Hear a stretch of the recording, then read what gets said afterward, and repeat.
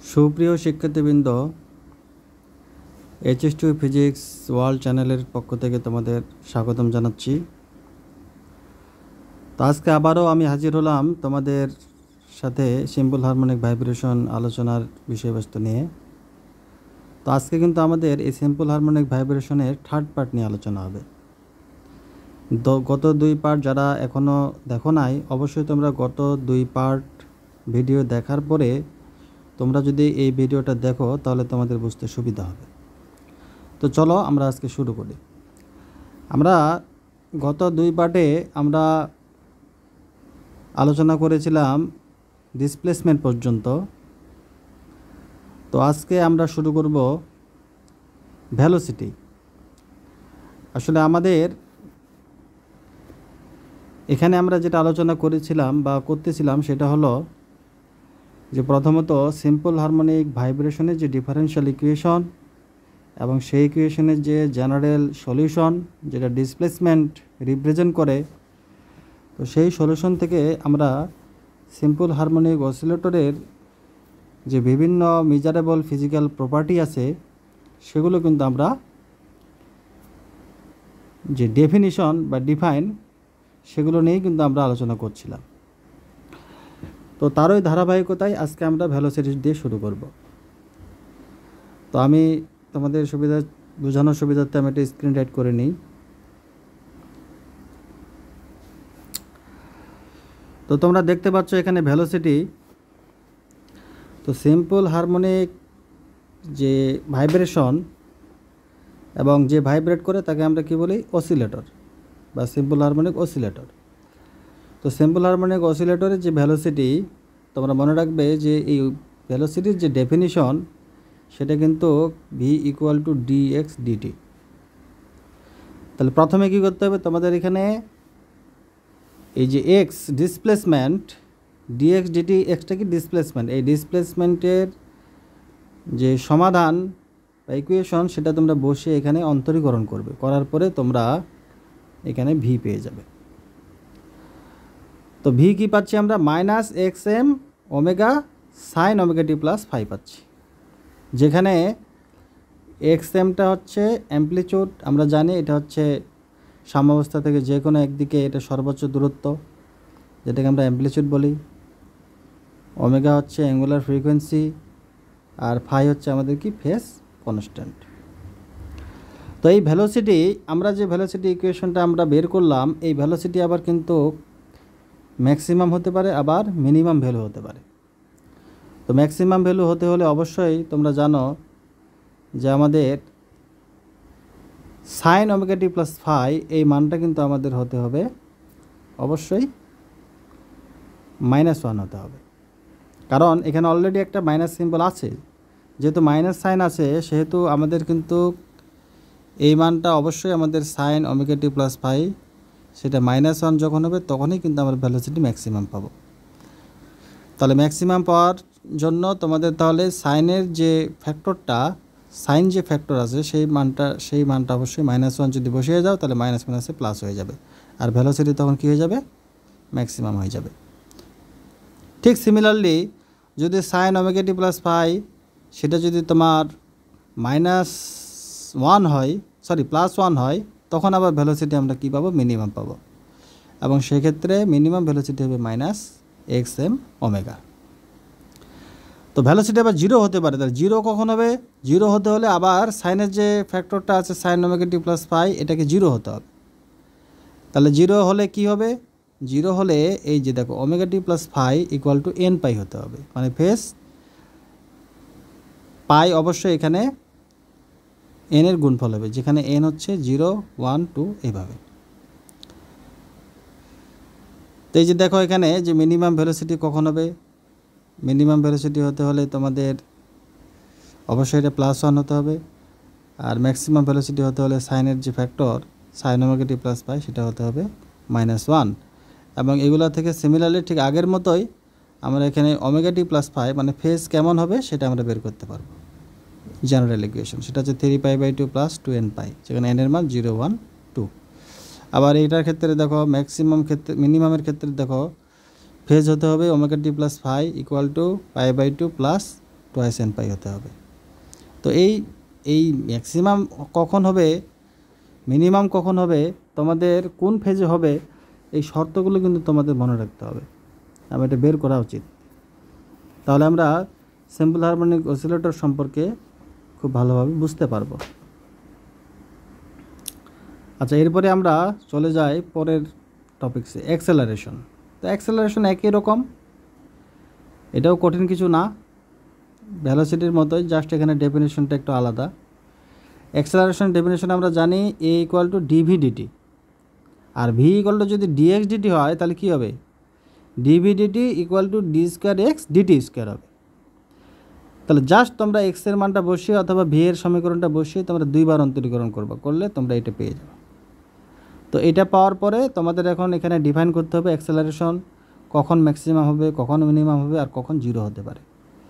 তো জিরো হতে হলে জিরো কখন হবে, যখন কস ওমেগা টি প্লাস ফাই এই মানটা যখন যদি ওই এক্সপ্রেশনে জিরো হয়। তাহলে এই ক্ষেত্রে হুইচ অকার্স অ্যাট কখন ঘটবে, যখন omega T plus phi equal to pi by two plus n pi হবে। এটা এখান থেকে এটা তোমাদের চলে আসবে। তোমরা যারা অঙ্কে খুব ভালো তোমরা নিশ্চয়ই বুঝতে পারছো যে সেটা কীভাবে আসে। এরপরে ম্যাক্সিমাম অ্যাক্সেলারেশন দেখো, ম্যাক্সিমাম অ্যাক্সেলারেশন বের করার সময় সেখানে কিন্তু কস ওমেগা টি প্লাস ফাই, এই যে কসের যে টার্মটা সেটা কিন্তু প্লাস ওয়ান হতে হবে। তাহলে আর্গুমেন্টটা কত হবে, ওমেগা টি প্লাস ফাই হবে টুয়াইস এন পাই। আবার মিনিমাম অ্যাক্সেলারেশন ঠিক একইভাবে মাইনাস ওয়ান হতে হবে, মাইনাস ওয়ান হলে omega T plus phi equal to twice N plus one into pi হবে, যেখানে এনের মান সবসময় 0, 1, 2 এইভাবে থাকবে না। এই সমস্ত ফেজে আমরা মিনিমাম অ্যাক্সেলারেশন দেখতে পাবো। তবে বিভিন্ন সময় ম্যাথমেটিক্যাল প্রবলেম থাকে, করতে হয়, তো সেক্ষেত্রে কিন্তু যদি ম্যাক্সিমাম অ্যাক্সেলারেশন মিনিমাম অ্যাক্সেলারেশন বের করতে বলা হয় তখন তোমাদের এই যে উপরে দেখো এই ইকুয়েশনটা বের করতে হবে, এই যে m x equal to plus x m omega square, আর এই মিনিমাম হবে minus x m omega square. এটা মনে রাখবে তোমরা। আমরা পরের টপিক্সে চলে যাই। এবার দেখো কাইনেটিক এনার্জি।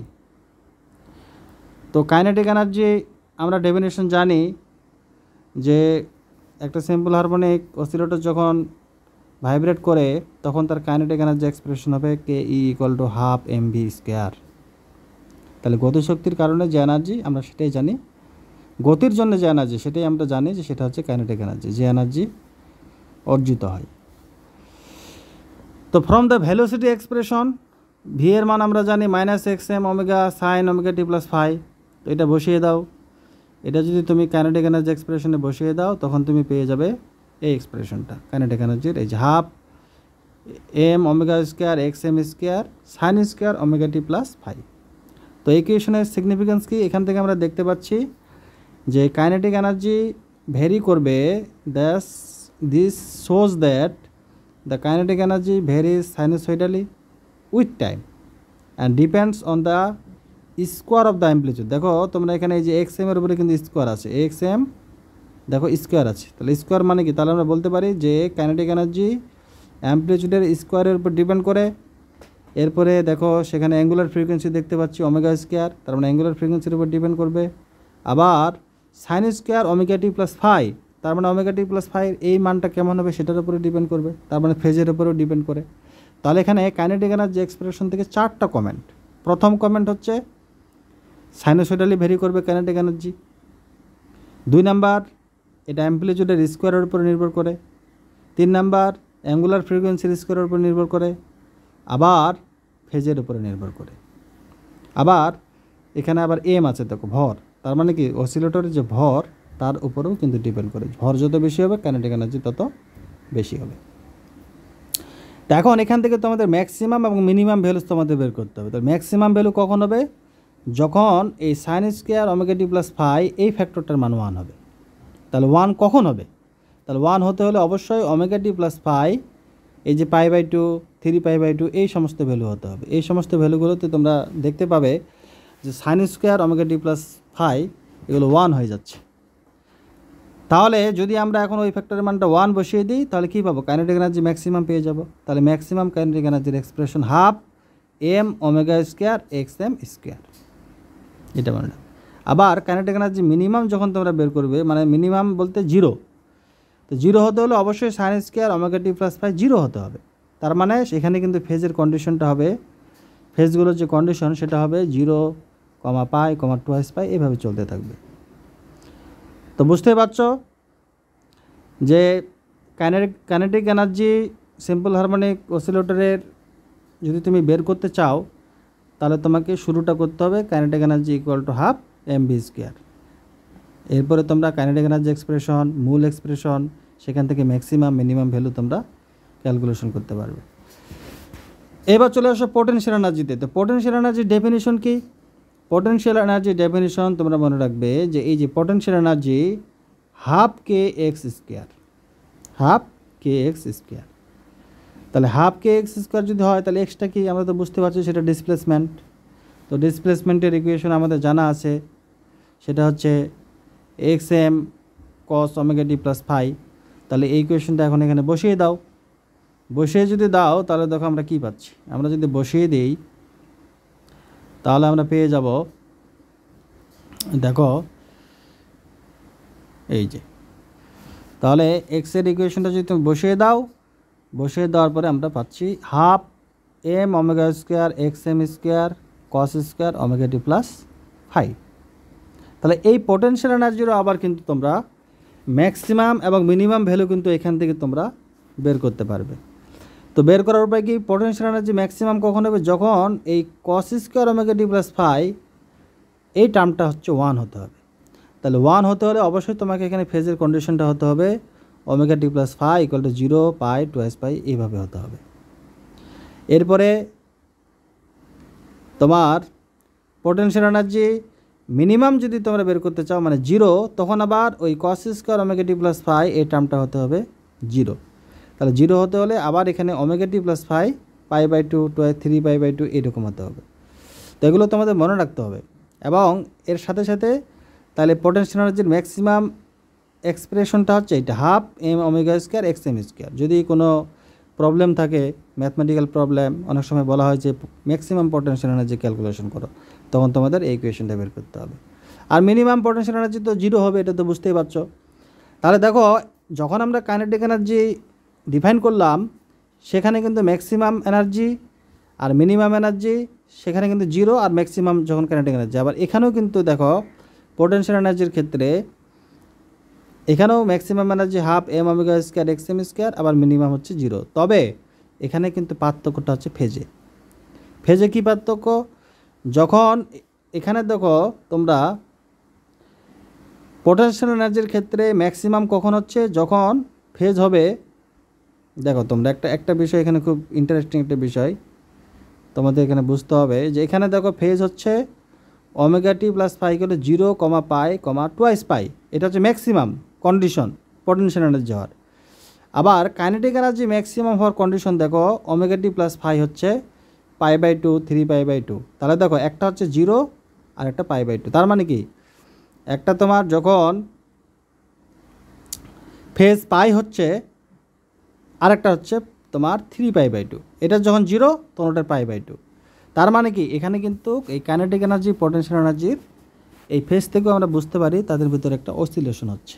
তার মানে যখন ম্যাক্সিমাম কাইনেটিক এনার্জি ঠিক ওই পজিশনে ওই অসিলেটরের পোটেনশিয়াল এনার্জি 0 হয়ে যাবে।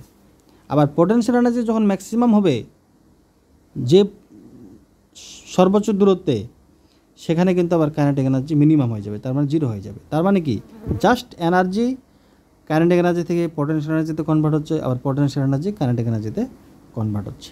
তাহলে আমরা বলতে পারি যে এটা এক ধরনের আবার এনার্জি অসিলেশন। তো এরপর তোমরা কী বের করবে? Total energy. তাহলে টোটাল এনার্জি বের করা কঠিন কিছু না। যখন তোমরা কাইনেটিক এনার্জি বের করলে, পোটেনশিয়াল এনার্জি বের করলে, এখন এই দুটো এনার্জি যদি আমরা যোগ করি, যোগ করলে হয়ে যাবে আমাদের টোটাল এনার্জি। তো দেখো এখানে টোটাল এনার্জি তোমাদের বের করে দিয়েছি আমি, বের করা আছে এখানে আমার এই লেকচার নোটে। তো টোটাল এনার্জি দেখো এই যে kinetic energy plus potential energy. তো কাইনেটিক এনার্জি এক্সপ্রেশন এটা, পোটেনশিয়াল এনার্জি এটা। তাহলে দুইটাকে এডিং দিস যোগ করো, যোগ করলে এখন এবং sine square theta plus cos square theta সমান 1, এটা আমরা জানি। যদি তোমরা এটা করো, রিঅ্যারেঞ্জ করো, রিঅ্যারেঞ্জ করার পর তোমরা পাবে half M omega square x M X square M বা এক্স এম স্কোয়ার। তাহলে দেখো এই এক্সপ্রেশনটা আবার দেখো, এই এক্সপ্রেশনটা কিন্তু আবার পোটেনশিয়াল এনার্জির ম্যাক্সিমাম ছিল, এটাই আবার কাইনেটিক এনার্জি কী ছিল, ম্যাক্সিমাম ছিল। তাহলে দেখো একই এক্সপ্রেশন যখন টোটাল এনার্জিতে আর পোটেনশিয়াল এনার্জিতে ম্যাক্সিমাম, কাইনেটিক এনার্জি ম্যাক্সিমাম কিন্তু সমান। তাহলে টোটাল এনার্জি এটা স্বাভাবিক, তার মানে বোঝাই যাচ্ছে যে টোটাল এনার্জি এখানে একটা এনার্জিরও কিন্তু একটা অসিলেশন হচ্ছে সিম্পল হারমোনিক ভাইব্রেশনে। তো আশা করি তোমরা তোমাদের এই আজকের লেকচার তোমাদের খুব কাজে আসবে। তো আজকে এখান থেকেই, আজকে আর বেশি আমি আলোচনা করব না। তো মোটামুটি আমি তোমাদের আজকে খুব গুরুত্বপূর্ণ কিছু কোয়ান্টিটি সম্পর্কে, ডেফিনেশন সম্পর্কে আলোচনা করলাম। আমরা দেখলাম যে সিম্পল হারমোনিক যে ভাইব্রেশন, যে মোশন, তার কিন্তু আমরা বিভিন্ন যে এনার্জি, ভেলোসিটি, অ্যাক্সেলারেশন এগুলো কিন্তু বের করা যায়। এবং কোথা থেকে বের করতেছি, সব কিছু কিন্তু ওই ডিফারেনশিয়াল ইকুয়েশনের সলিউশন থেকে। তো সবাই ভালো থাকো, সুস্থ থাকো, এই বলে আজকের আমি লেকচার শেষ করছি। ধন্যবাদ।